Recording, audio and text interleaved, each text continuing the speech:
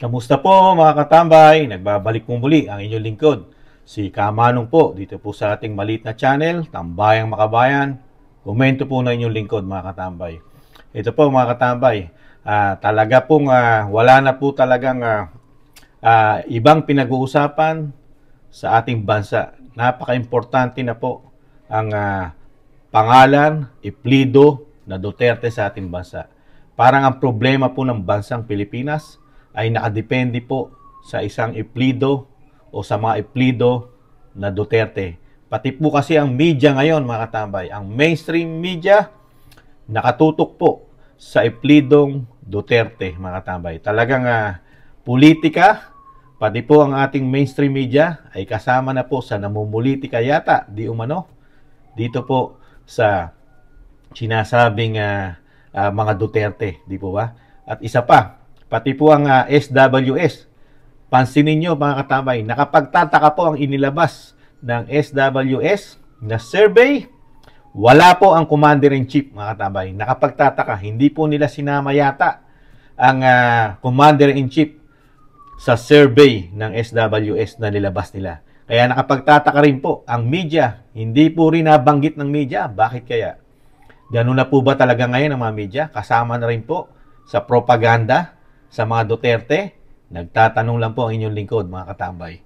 Bakit kaya? Pakinggan po natin, mga katambay, ang balita po na hindi bias at walang kinikilingang istasyon sa ating bansa at hindi po nababayaran at hindi nabubusalan ng administrasyon, mga katambay. Walang iba po, ang Kapuso Mo GMA7, mga katambay, na hindi nababayaran at serbisyong totoo lamang sila, mga katambay. Pakinggan po natin.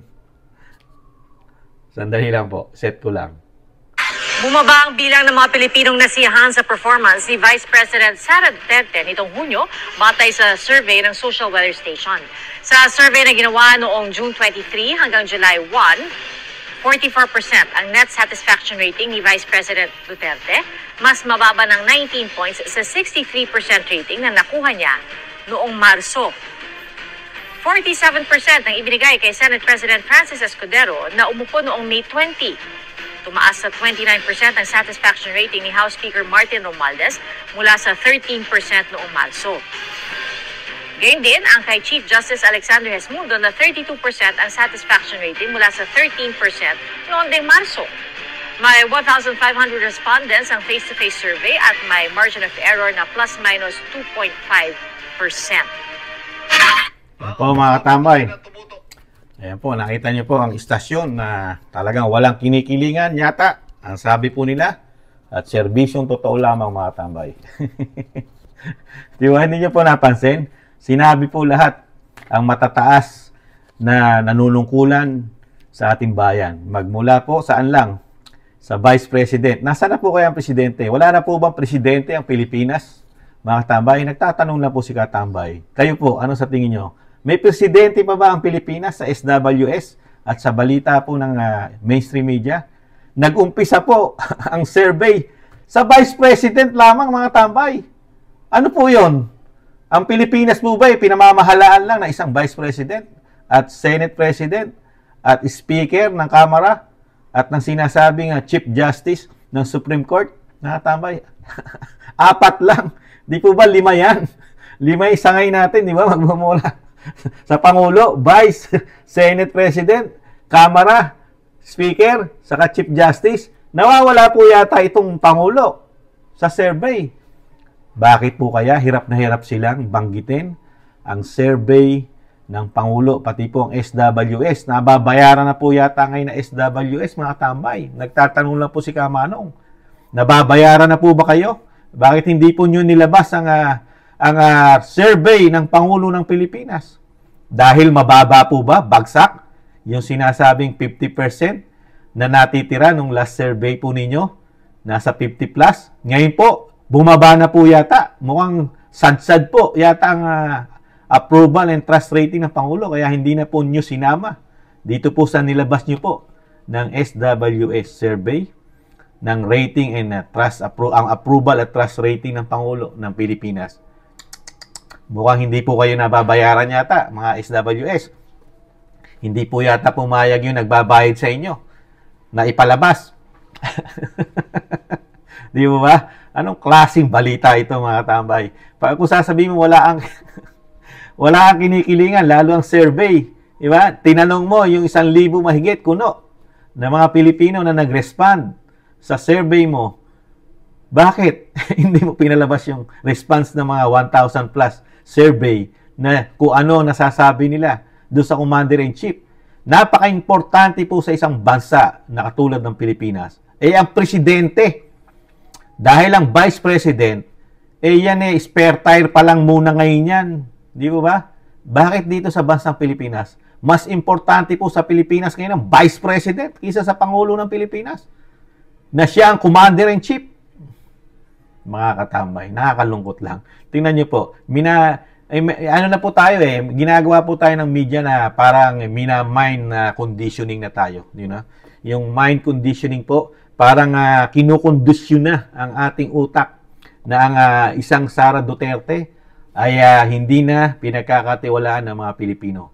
Di ba? Wala na, bumabagsak na ang popularidad ng mga Duterte.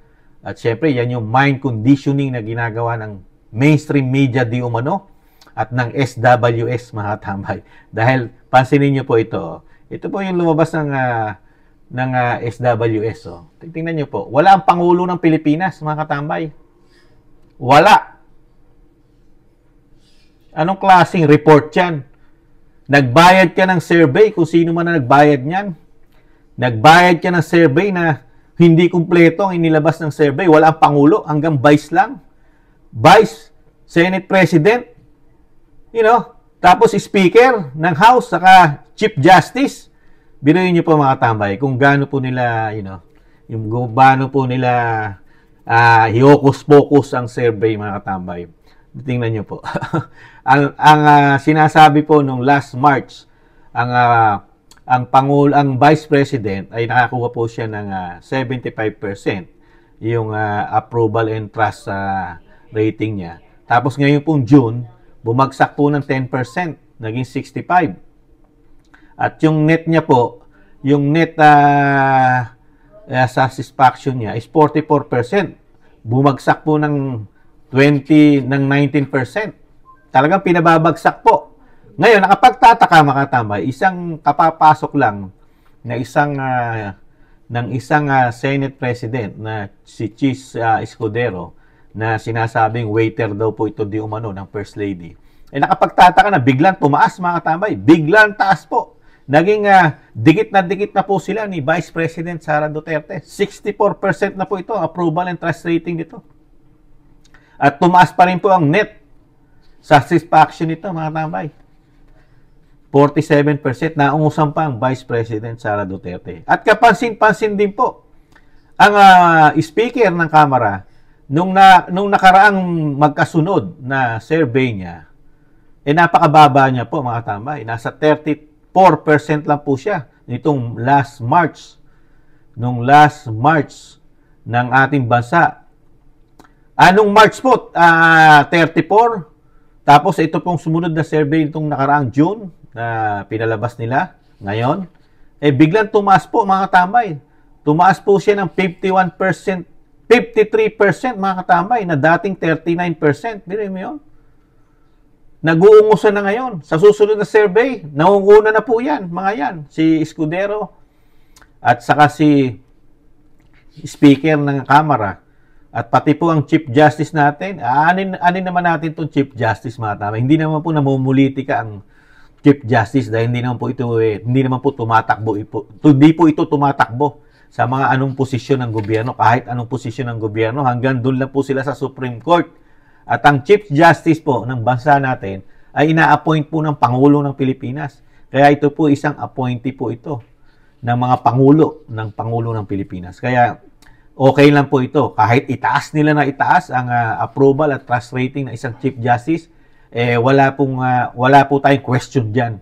Dahil hindi po kasama sa mga politika na sinasabing may mga pangarap maging Pangulo ng Pilipinas. Di po ba?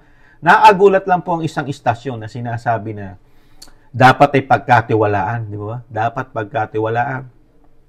At nagsasabi ng totoo sa bayan at walang kinikilingan.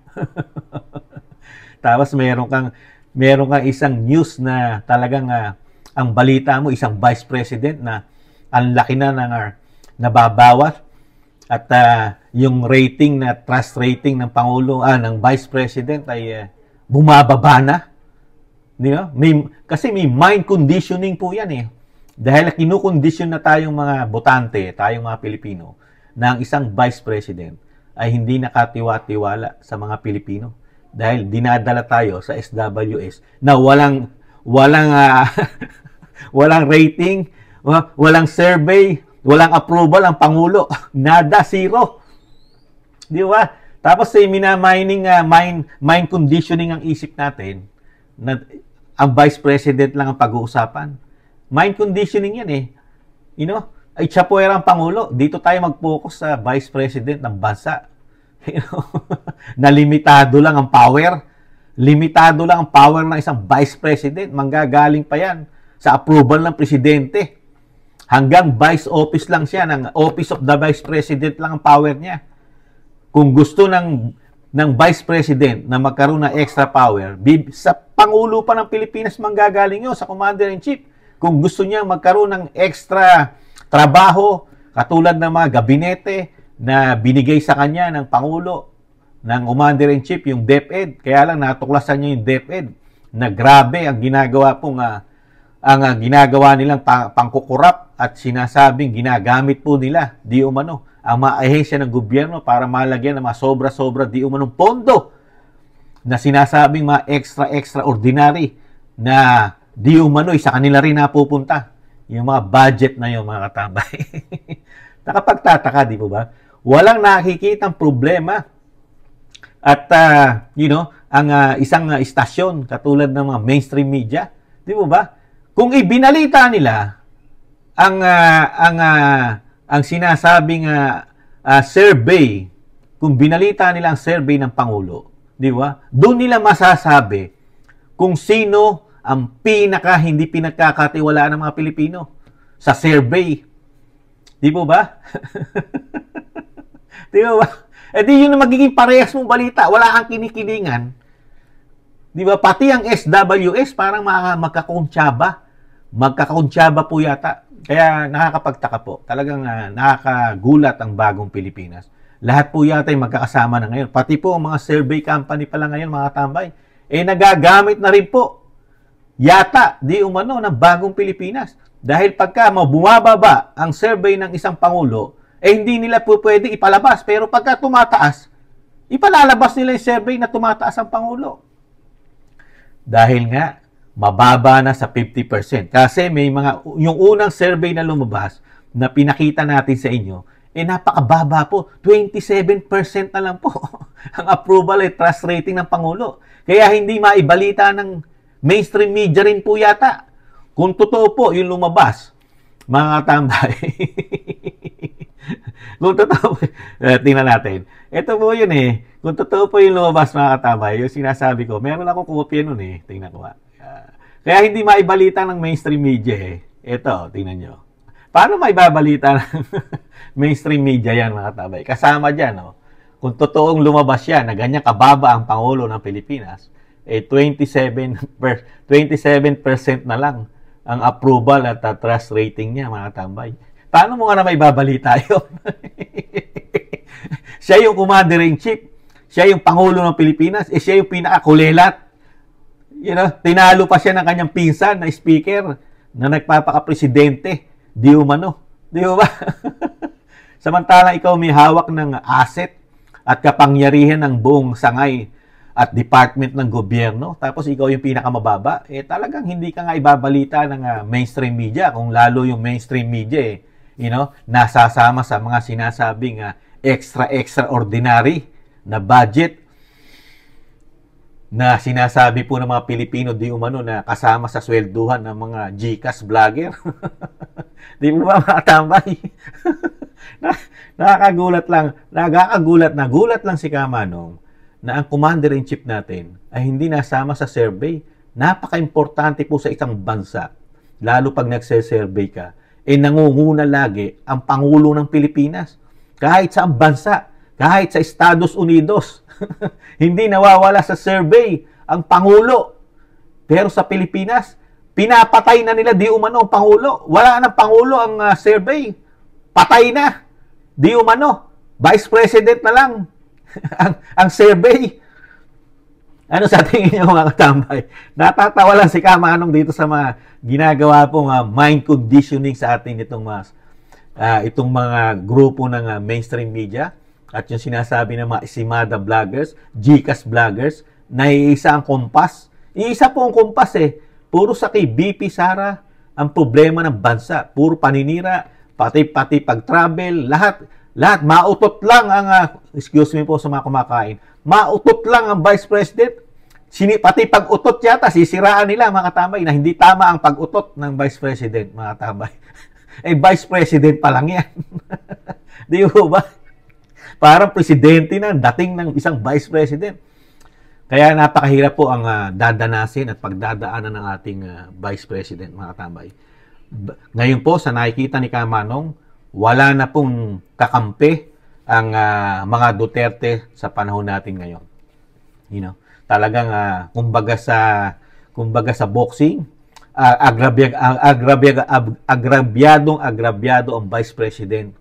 Sa weight in, napakagaang niya na ngayon. Tapos yung mga oligarko, di umano, mga media, mga politikong pulpol, di umano, mga makabayang black, lahat na, pati kasama ang Gcash at Isimada vlogger, napakabigat na nila, mga tambay. Nandito ang Vice President, pagdating sa mga question at paninira na hindi papabor sa Vice President, binabakbakan na nila, mga tambay, para na masira at hindi makabalik ang isang Duterte sa pamahalaan, mga katambay.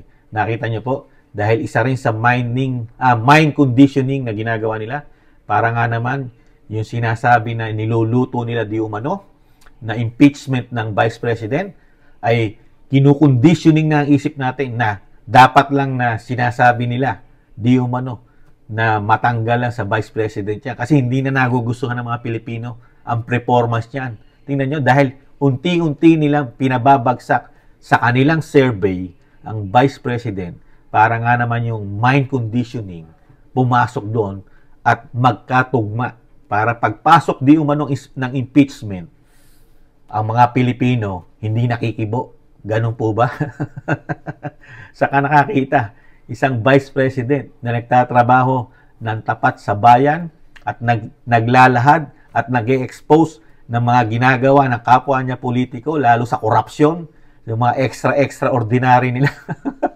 Di ba? Tanging Vice President lang ang nagbubunyag niyan. Pati yung mga mahihilig daw sa cocaine, mahihilig sa pera, mga mahihilig sa sinasabing maglingkod, parang waiter, magsilbi. Di mo ba? At yung sinasabing grupo ng Voltes 5, kawawa ang ating bansa, mga katambay. Wala na tayong maasahan yata sa mainstream media, mga katambay. Nada. Puro pagpapabagsak sa mga Duterte ang priority. Nadadamay na ang kibuloy dyan, mga katambay, nakasama sa mga pinababagsak nila. At hindi darating ang panahon, baka susunod na balita niya mga di umano, wanted na rin ang mga Duterte. Baka lagyan na rin ng mga reward sa ulo yan. Parang wag naman sana, gawin nila yan, di ba? Baka mag-aklas na. Ang mga Pilipino hindi tulog yan nag-iintay lang yan. Pati ang mga militar, mga katambay, sa ginagawa ng Pilipinas, ang nakaupo sa atin ngayon, ang ginagawa nila sa gobyerno natin, imbis na trabahuhin ang korupsyon, ang problema natin sa ating pagkain, napakamahal, ang mga bilihin natin, imbis na tutukan mo yan, yung mga walang trabaho, yung inflation natin, bagsak ang ekonomiya natin, di ba? Yung napakalalaking korupsyon na hindi maipaliwanag, na tinangay na ng bagyo, na isang damukan na how many billions ang nagagastos dyan. 2 taon pa lang, pinakamalaking lobo ng pondo ng flood control na project di umano ng bagong Pilipinas, na hindi malang binabalita ng mainstream media, mga tamay. Walang nakikitang korupsyon ang mainstream media. Sa bagay, wala rin naman presidente binanggit ang mainstream media. Kaya walang nakikitang korupsyon ng Pangulo ng Pilipinas. Dahil walang binabanggit na Pangulo sa mainstream media, lalo sa survey. Di ba? Ano po sa tingin niyo, mga katambay? Hindi ba? Parang ang ginagawa sa atin ng mga mainstream media, pinaniniwala tayo sa sinasabi nila na may katotohanan yung ginagawa nilang report sa atin, na questionable ang report nila, lalo sa paglabas nila ng SWS. Walang Pangulo ng Pilipinas. Di po ba mga tambay? It's amazing. Only in the Philippines, mga tambay, na naglabas ng survey ang SWS na hindi nababayaran di umano, walang survey sa kanila ang Pangulo. Kung meron man nilabas ang SWS, bakit hindi binalita ng mainstream media, mga katambay? Yan ang napakalaking tanong natin sa kanila. Di po ba, mga katambay? Mahirap po nilang buwagin ang Duterte, lalo kung ito'y lalaban lang sila ng parehas sa mga Duterte, lalo sa mga sinasabing trabaho at nagawa. Wala silang panalo sa mga Duterte kung ang gagawin nilang laban katulad kay Vice President na hindi nila pinupolitika, hindi nila pinupolitical harassment. Wala silang kapanapanalo kay Vice President Sara Duterte, mga katamay. Di po ba? Kaya lang sila mananalo. Unang-una, sa ngayon, nakikita ni Kamanong kung ma-impeach nila ang isang Vice President. O kaya, pababagsakin nila na talagang ang mga Pilipino ay mapapaniwala nila. Kaya lang, hindi nila mapapaniwala ang taong bayan at si Kamanong sa mga style nilang bulok. Kaya ngayon, sa nakikita ni Kamanong, yun na lang ang natitirang isa na pinakapupwede nilang gawin, na wala tayong pupwedeng gawin dahil manunood lang tayo sa impeachment hearing sa Kamara at sa Senado. Di po ba? Kaya lang, ang mga Pilipino, hindi natutulog yan, mga katambay. Lalo ang mga nagmamahal sa mga Duterte, laging laging nakabantay, nanunood sa mga ginagawa, nakapalpakan ng ating gobyerno. Gising na at mulat na ang tao sa Pilipinas, tayong mga Pilipino. Hindi na tayo makukuha sa mga bola-bola ng mga mainstream media, ang mga survey na hindi nababayaran, na hindi kasama ang Pangulo. Gising na ang mga Pilipino dyan, mulat na. Ibo, mga tambay. Ano masasabi niya, mga tambay? Ginagawa tayong bopols, tanga, at mind conditioning pa tayo, mga tambay. Muli po, si Katambay Manong, maraming salamat po. Lalo po sa mga nagko-comment, mga tambay. Maraming salamat po. Saka po yung nagtatanong na bakit daw po hindi natin pinapakita ang mga muka na mga hindi bayarang vlogger, mga tambay. Kayo na po ang mag-research, no, mga tambay.